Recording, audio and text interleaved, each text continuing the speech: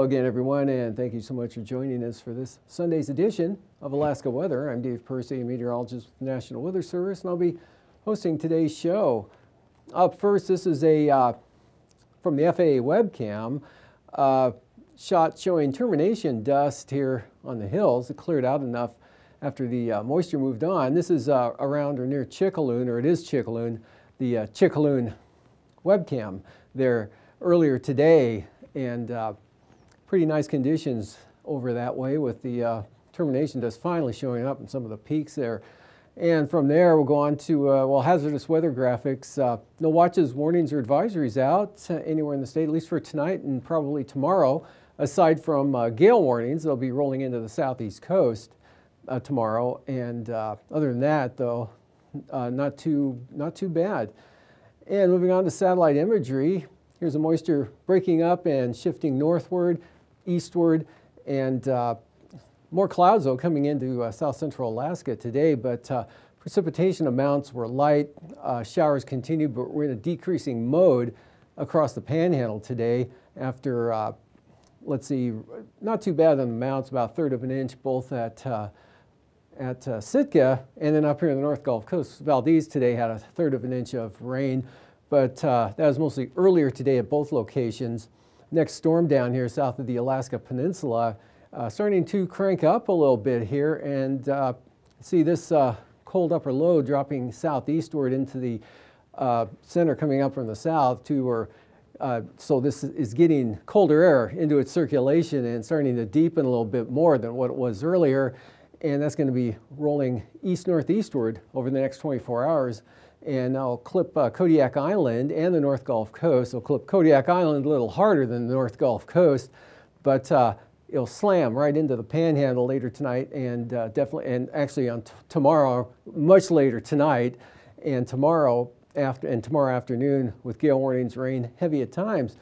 Up here, still low pressure, both the surface and aloft, and it's more impressive aloft than it is at the surface here, keeping it kind of cloudy, showery with mixture of snow or rain depending on your elevation here up here in the northwest, and some light amounts of rain, snow, or rain and snow mixed occurring here in the central eastern Arctic coast on down into the Eastern Brooks Range. Of course, higher elevations, that's just pure snow. Light amounts, though, the exception of Barrow, picked up 1/10 of an inch today. And dry conditions in the central interior back across the Yukon Delta. And not too bad over the Aleutians with this storm pulling off. Really just some clouds and isolated showers out there. A little more of an enhancement right through this area here with a trough up over the Russian Far East. You can see moisture spilling out into the Bering Sea. And then this one right here, spreading some showers. They'll be spreading showers in possibly toward the Pribilof Islands. It's going to keep it showery here over the Aleutians and the eastern Bering Sea here for the next 24 hours. On the chart, trough right through here with showers today, but scattered, isolated here over the Aleutians and really not affecting the Pribilofs. Looks like sunshine more the thing there today, possible sunshine. And then those scattered showers extend up to the southwest coast. Here's yesterday's low that tracked eastward across the Bering and then took a turn to the north and is now located right over Norton Sound. They had about a third of an inch of rain today at both Golovin and Elam up there. Otherwise, those are about the heavier rainfall amounts reported. Everywhere else is just a few hundredths to maybe 1/10 of an inch, and just isolated scattered showers here with this trough into the Kuskokwim Valley, back to the north, and then some sunshine, weak high pressure here over the eastern interior. Cleared the skies out with partly mostly sunny conditions from the upper Tanana Valley area and 40 Mile Country back to the northwest all the way to, it looks like Point Lay might have had some sunshine today, and then clouds, rain and snow mixed precipitation here, leftover moisture there north of this high center, and then showers slowly diminishing here for the Panhandle. Will continue to do so over the next several hours and overnight for this evening, and a good portion of tonight with the next storm here already bringing the wind and rain into Kodiak Island, up into Bristol Bay, and back around with some gale force northerlies here, but still wet over the Alaska Peninsula. Taking a look at the forecast for tonight, that low center moves almost due east actually, deepens to 973 millibars, and that front nudges its way northward there to just south of Kodiak State Airport. And so that's when you have a pretty windy and wet evening coming up, an overnight period, and still moderate amounts of rain here. Still a good slug of moisture, but it's a kind of a narrow band there, maybe aimed at Nelson Lagoon or maybe Cold Bay. And so more rain there at Cold Bay, already winds gusting 35 miles an hour. And winds over the eastern Aleutians will be coming down. Nikolsky with gusts 50 miles an hour this afternoon. Those will diminish markedly here tonight with even some possible clearing, but there'll be showers back to your northwest. It'll be pushing on down probably during the day tomorrow. Otherwise, look for rain and wind increasing here as that front drives eastward into the southeast coast. After midnight, probably after 3 a.m., maybe, give or take, but definitely wind and rain heavy at times tomorrow with the low center slowly tracking eastward and that front kind of slowing up a little bit here as it hits the coastline. So pushing inland, and the rainfall rates will diminish behind the front. The winds won't be as strong, but neither will probably end completely. And we'll see rain right up to Yakutat, but mostly sunny. Prince William Sound in the afternoon, Cook Inlet looking pretty good with some sunshine, light winds. Same thing for the Matanuska-Susitna Valley, right up across really much of the eastern interior, up to the Kobuk, Koyukuk, and upper Yukon valleys, North Slope. This shower just possibly hanging on to the Barter Island area, and still a risk of some moisture back here on the western Arctic coast. Otherwise not too bad, and light winds. Kind of still breezy though for the Alaska Peninsula with a good chance of showers on the Bering Sea side of the terrain there, and also up across southwest interior, kind of cloudy and unsettled with this weak trough tomorrow across that area, and that low still persisting up there over the Chukchi Sea. The mixture of precipitation, again depending on the time of day, elevation, and latitude. Anyway, another trough, kind of good westerly flow coming across the Bering Sea here with higher pressure just south of the Aleutians. So eventually that picks up enough moisture and you get these bands, impulses of showers and maybe some light rain coming eastward, and that'll drop right into the Alaska Peninsula, eastern Aleutians. Take a look at what happens on Tuesday. That pattern still continues, good westerly flow. In fact, we've got another trough here, comes out of the Russian Far East, and probably be some rain and a little bit of an increase of the wind, but nothing significant. May not even make small craft advisories on the wind, just a little breezy, but definitely cloudy, wet, lower flying conditions. Showers continue, Bristol Bay, Alaska Peninsula on the Bering Sea side or the Bristol Bay side, and sunshine breaks out Kodiak Island, mostly sunny, and northwest winds, a little breezy, but nothing too strong. And another trough keeps it kind of unsettled, back to some more clouds and chance of showers here at Kenai Peninsula, Cook Inlet. Maybe even rain, say from Palmer into the maybe areas of the Copper River Basin, North Gulf Coast, showers, periods of light rain and fog across the Panhandle again. With that trough, southwest flow continuing, which is obviously a wet pattern for that part of the state, and another trough out here developing to roll on in. Otherwise, high pressure clears it out a little bit with light winds from Adak and Atka over to the Fox Islands and Dutch Harbor. That ahead of the next, which looks to be a pretty good storm, probably bring some gale force winds in the far western Aleutians in the afternoon on Tuesday with another good shot of rain rolling in with it. Otherwise, lows tonight down below 20 up in the Brooks Range there in Anatuvik, forecast low of 18. Otherwise in the 20s here from the Brooks Range right on down into the Tok Northway area. Tanana Valley, lows 25 to 30 it looks like here. Near freezing farther to the west, and then back into the lower 40s out toward the coastline, and about the same lower to mid 40s for the Aleutians. Panhandle, lower to mid 40s. And for highs tomorrow, 55 to 63 possibly for the Susitna Matanuska Valley, maybe the Kenai Peninsula. Also mid 50s to possibly lower 60s for the Panhandle. Mid to upper 30s from the Brooks Range out to the eastern Arctic coast, lower to mid 40s here back to the west, and then 40s to lower 50s over the western interior to maybe mid 50s for Bristol Bay, Kodiak Island. And the lows following morning looking still a shade below the 20-degree mark there in the Brooks Range. Arctic Village, though, at 21, and lower 30s for the eastern North Slope and the Arctic coast, with lower to mid or upper 40s to lower 50s for the Panhandle, lower 40s with some upper 30s now for south central Alaska area. And it looks like highs right around freezing let me get to the highs. Those weren't the highs. Okay, highs in the 50s here across southern Alaska, near 60 again in the Panhandle. And now, aviation weather around Alaska. Weather graphic for Monday morning. Good VFR here over the interior from the eastern border all the way down to the Kuskokwim Bay area, Nunivak Island. And marginal VFR tonight coming up into Prince William Sound from the southeast into western Prince William Sound especially, and Passage Canal into Whittier, over to Portage, maybe all the way down to Girdwood, possibly in the Talkeetnas maybe, and then IFR along the south coast, central and south coast of the Panhandle, IFR North Slope and Arctic coast, and not too shabby out over the Bering Sea and the Aleutians.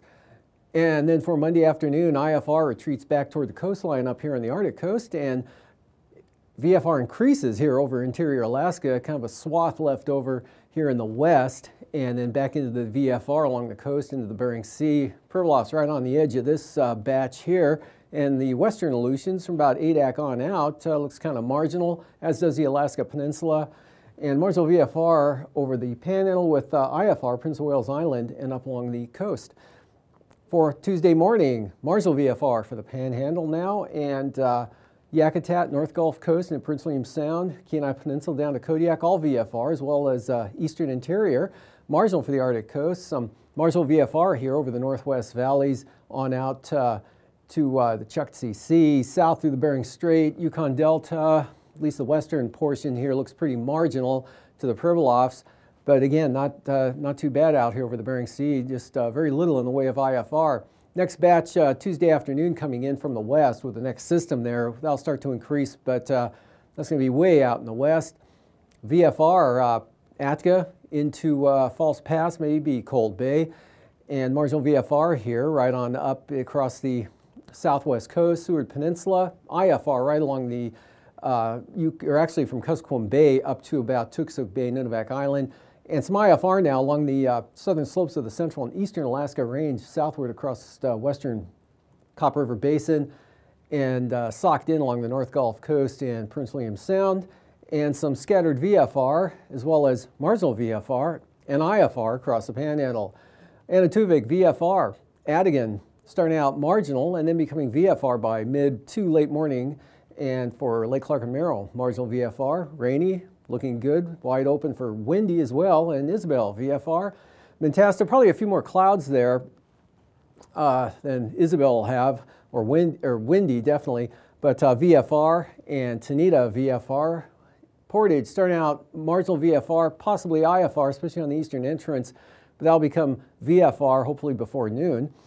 And Chilcoot and White, marginal VFR turning toward IFR as another slug of moisture pushes up to the north.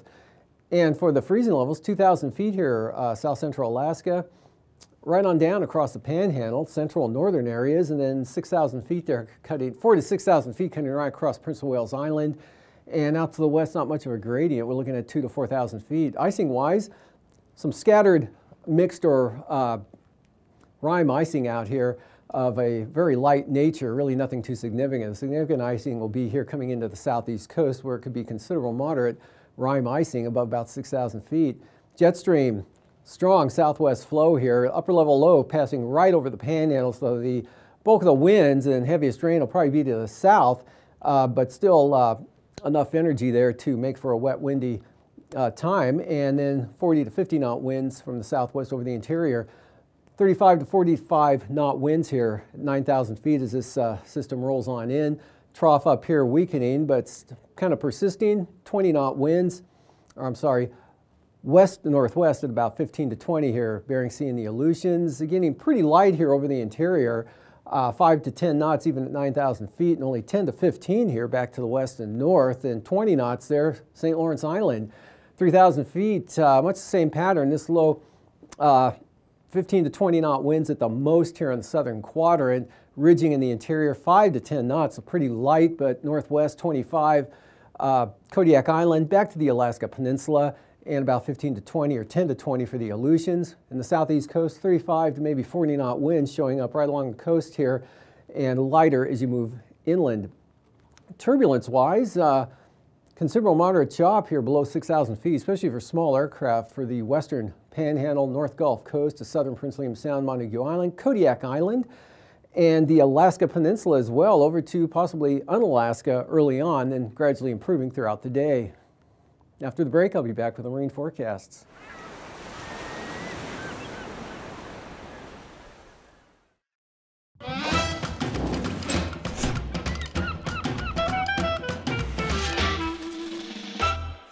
Have you ever been to the beach and noticed litter like plastic bottles or foam takeout containers on the sand? Or maybe you've been to a river or bay where there's a bag or a car tire stuck in the mud on the shore, or a bunch of deflated balloons that say "Happy Birthday" floating in the water? All of that junk in the water or on the shoreline is considered marine debris. It's anything solid and man-made in the ocean or Great Lakes that is not supposed to be there. And anything people use every day can become marine debris if they don't dispose of it properly. And I mean anything.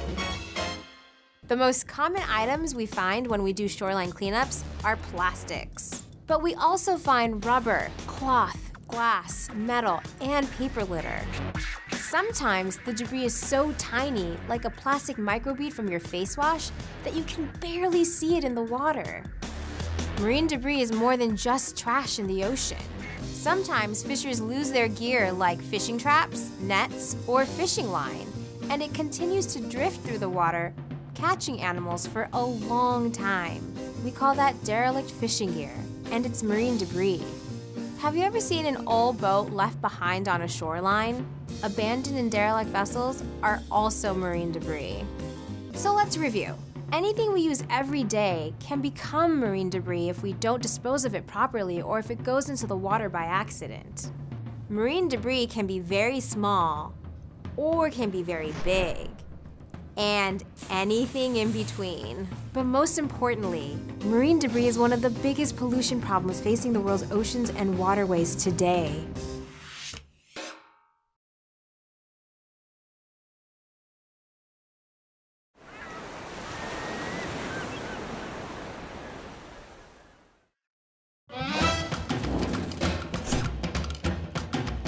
How does marine debris impact the ocean, animals, and me? Would you want to swim in a beach littered with trash? Of course not. And the animals who live in the ocean don't either. The difference is, they don't have a choice. Marine species often get tangled in debris, from fishing nets to six-pack rings. If they get caught, they could get injured or even die. And even if they don't get entangled, many animals mistake plastic debris for food and eat it. This fills their stomach with junk they can't digest. Debris can also damage important habitats, like coral reefs, by breaking or smothering them. Corals serve as the base of the marine ecosystem, and impacts here can be felt all the way to you and me. Plus, plastics have harmful chemicals in them. Fish eat plastic, we eat fish. The question is, can those chemicals harm us? Marine debris also hurts the economy. It costs a lot of money to clean up, and people don't want to go to dirty beaches. Boats and ships could run into large pieces of debris too, or get their propellers tangled. We need the ocean and everything in it, and the ocean needs us to keep it free of debris.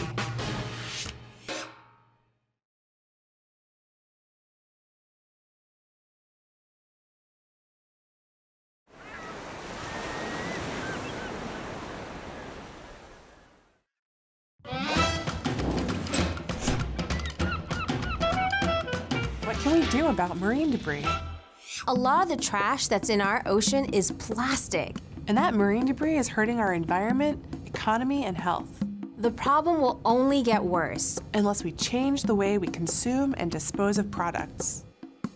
There are solutions, and together we can prevent litter from ending up in the ocean. Some people might say, well, I'm just one person, so I can't make a difference. But that's just not true. If each person who creates trash, and that's just about everyone, took action, it would add up to a whole lot of change. So what can we do? Well, the ultimate solution is prevention. And we need to keep that as our highest priority. We can reduce, reuse, and recycle to keep debris out of the ocean in the first place. You can bring your own shopping bag, drink out of a reusable bottle, and participate in things like a shoreline cleanup. Join a group cleaning up the beach or grab some friends and clean up your street. It's easy. Be more conscious of how many disposable plastic items you're using. And if you do, Where are you putting it?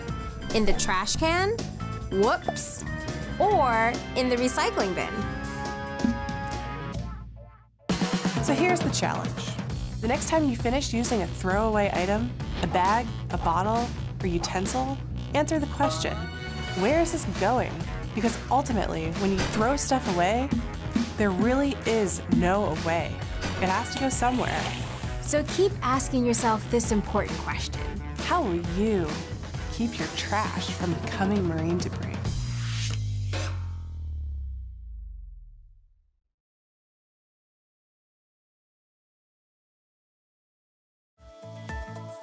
And now, marine weather around Alaska.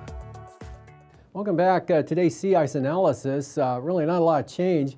Still way off the coast here. It looks like anywhere from 350 to 450 miles or so to the north. So starting to see a little bit of an increase over here from what we had yesterday, kind of linking up with the ones this area down here, kind of linking up here to the north a little bit. So it is beginning to increase now in some areas, but no significant big changes expected over the next 5 days. Coastal water forecast. Gale force winds rolling in late tonight after midnight for the Panhandle. South 35 tomorrow on the south coast, seas up to 19 feet. East 45 knots on the north coast with 16-foot seas. And gales here, central and southern inside waters in the case of Clarence Strait. Southeast 40 knots sustained with 8-foot seas. Stevens Passage, southeast 30 sustained for small craft advisories with gale force gust of 45 knots. Much lighter in Lynn Canal, southeast 15. And then on Tuesday, pick the winds up there in Lynn Canal, gust 40 knots out of the south, and otherwise sustained 20, and gale force gusts from the south also for Stevens Passage with sustained winds at 20 knots, and southeast 25 for Clarence Strait. Along the coast, small craft advisories, good westerly winds, and that's going to kick the seas up to 22 feet on the south coast here, and then fall back to about 16 feet in the extreme north coast with the winds coming down from 30 knots to 20 knots. And for Cook Inlet tomorrow, we've got small craft advisories, north 25 knots north of the Forelands, seas up to 8 feet, and then 11-foot seas for southern Cook Inlet with 30-knot winds. That'll sweep right down across Kamishak Bay. Northeasterly gales for the Barren Islands with 14-foot seas, and then 30 knots out of the northeast, western North Gulf Coast. East side here, east 40 knots sustained all along the eastern North Gulf Coast. Prince William Sound northeast at 20. Those will swing around to the northwest, but only at 10 knots on Tuesday with pretty slight seas in Prince William Sound. Small craft advisories, westerlies 25 to 30 knots for the North Gulf Coast, west 30 knots for the Barren Islands, west 30 knots for Kamishak Bay, and northwest for Cook Inlet, a lot lighter, northwest 20 south of the Forelands, northern Cook Inlet down to 10 knots. And for Kodiak Island tomorrow, look for northerly winds both in Chillicothe Strait and on the east side there at about 30 knots with 12 to 16-foot seas.